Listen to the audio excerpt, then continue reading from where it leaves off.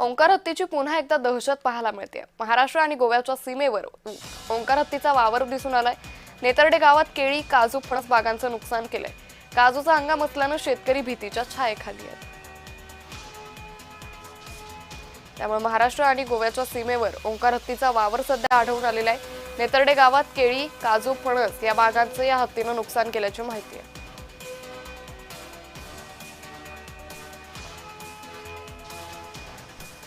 ओमकार म्हणून हत्ती आलेला आहे। तो ओमकार हत्ती इथं नेतर्ड्यातच आता स्थायिक झालेला आहे।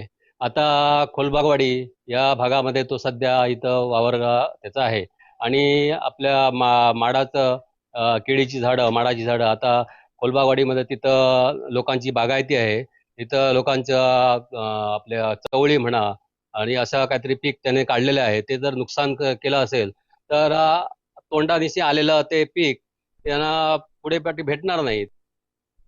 काजूच्या हंगामामध्ये लोक दोन तीन तीन दिवस पण काजूने जात नाही, कारण तो एकाच जागेवर थांबून आहे, तिकडे जाऊन जाऊन तिकडे एकाच जागेवर राहतो तो, म्हणून लोक 4 दिवस झाले अजूनही पण जात नाही आहे। त्याच्यासाठी वनरक्षक आणि जे फॉरेस्ट डिपार्टमेंटचे माणसं आहेत त्यांनी त्याला तिकडून तरी हाकलून आपल्या त्याच्या निवासस्थानी सोडावं त्याला, अशी माझी नम्र विनंती आहे।